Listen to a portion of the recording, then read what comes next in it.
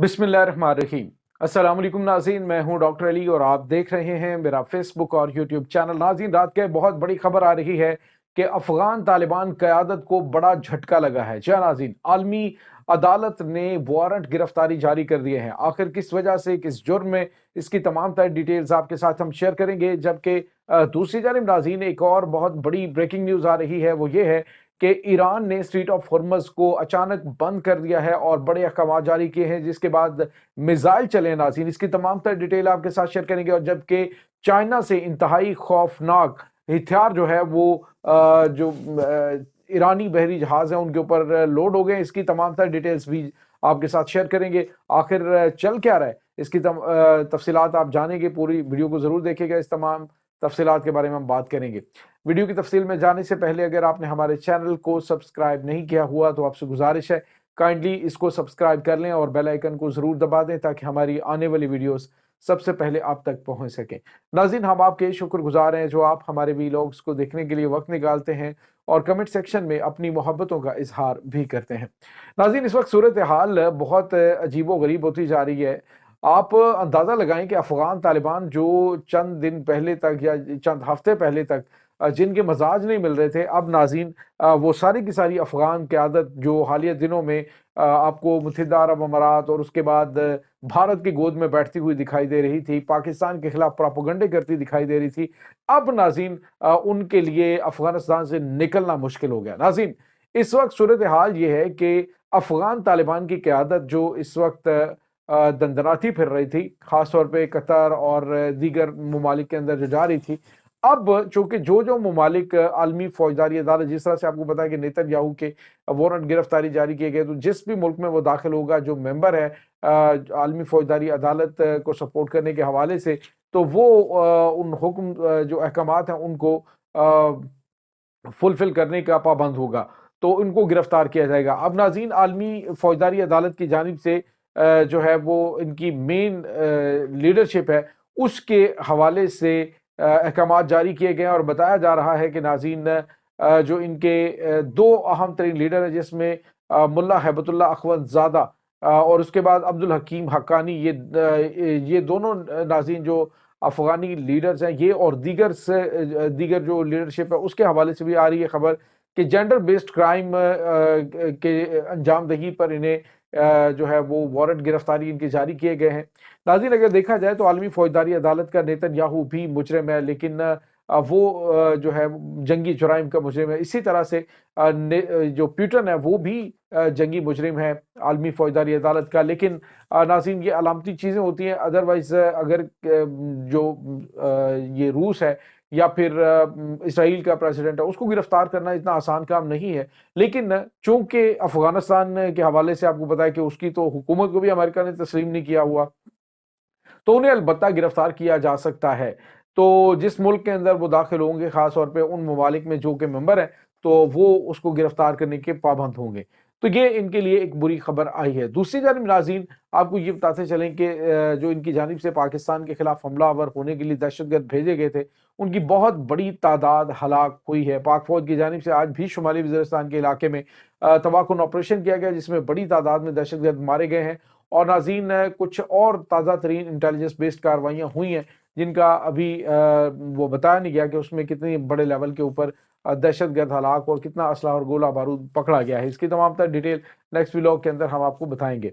इसके बाद नाज़रीन, आपको ये बताते चलें कि एक और बड़ी और अहम खबर आ रही है, और खबर ये है कि जो फाइनेंशियल टाइम्स है न्यूज़पेपर, उसने खबर ब्रेक की है कि जो ईरान है उसके तबाहकुन हथियारों से लैस जो कार्गो तैयार है। नाज़रीन, कार्गो तैयार मैं इसलिए कह रहा हूँ क्योंकि चाइना से ये जहाज दरमियाने फासले तक मार करने वाले बैलिस्टिक मिसाइलों के लिए ईंधन की तैयारी के लिए इस्तेमाल होने वाला जो सोडियम परक्लोरेट है, वो लेकर जा रहे हैं। 1000 टन ये नाज़रीन सोडियम परक्लोरेट है, और ये ईरान की जो मिलिट्री है उसकी मदद के लिए, ईरान की मिलिट्री जो इंडस्ट्री है उसके लिए ये पहुंच रहा है। और अब जब ये खबर सामने आई है तो उसके बाद आपको पता है कि जो इसराइल है वो इन चीज़ों के ऊपर नज़र रख रहा है, उसके बाद अमेरिका भी नज़र रखे हुए है, तो किसी वक्त भी इनके ऊपर हमलावर हो सकते हैं। تو اب ناظرین ایران نے کیا کیا؟ ایران نے اسٹریٹ آف ہرمز کو فوری طور پہ بند کر دیا ہے۔ ایران نے جو اسٹریٹ آف ہرمز ہے، چونکہ ایک تنگ سا ایریا ہے اور ایران کے کنٹرول میں ہے، یہ ناظرین خلیج فارس میں موجود ہے، تو وہاں پر جہازوں کی آمد و رفت کو کنٹرول کرنے کے لیے ایک ایکسرسائز شروع کی گئی ہے، اور اس میں جو پاسداران انقلاب کے نیول فورسز ہیں انہوں نے ایک وارننگ جاری کی ہے، جس میں انہوں نے کہا ہے کہ جو جہاز ہیں جو ویسٹ سے آنے والے جو جہاز ہیں وہ اپنا راستہ تبدیل کریں، کیونکہ ہم یہاں پر ایکسرسائز کر رہے ہیں۔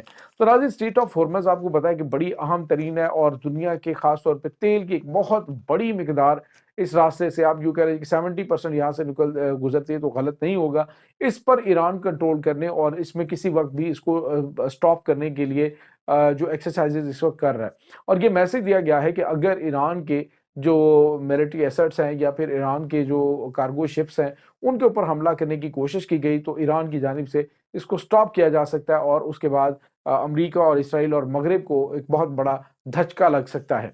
ناظرین بظاہر اس وقت جو امریکی صدر ڈونلڈ ٹرمپ ہے وہ یہ چاہ رہا ہے کہ کسی طریقے سے ایران کے ساتھ جوہری ڈیل ہو جائے، کہ ایران جو ہے وہ یقین دہانی کروا دے کہ وہ اپنے جو جوہری پروگرام کو پرامن مقاصد کے لیے استعمال کرے گا، تو ہم جو ہے وہ ان کے ساتھ وہ پابندیاں ان کے اوپر اٹھا لیں۔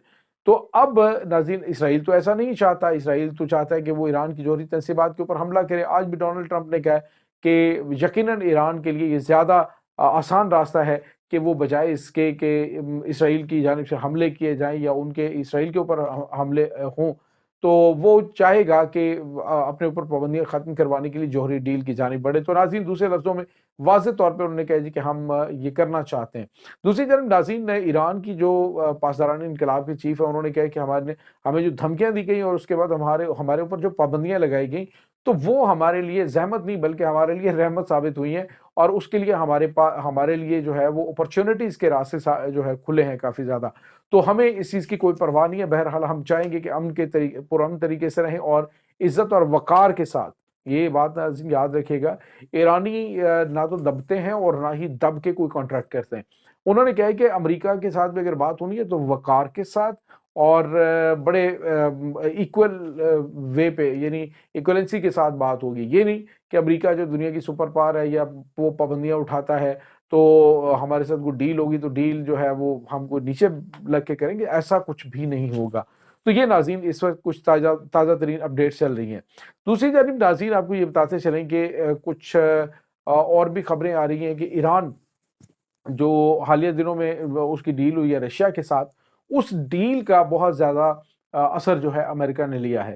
امریکہ اب یہ سمجھ رہا ہے کہ ایران کے اوپر حملہ کرنا بے وقوفی، اور اسی بات کے حوالے سے ڈونلڈ ٹرمپ نے کہا جی کہ اگر ایران جو ہے وہ اٹیک کرتا ہے اگر اسرائیل اٹیک کرتا ہے ان کے جوہری پروگرام کے اوپر، تو ڈیفینیٹلی وہ امریکی پرمیشن کے بغیر یا امریکی مشورے کے بغیر نہیں کر سکتا، اور میں نہیں چاہوں گا کہ خطہ ایک بڑی تباہی سے دوچار ہو۔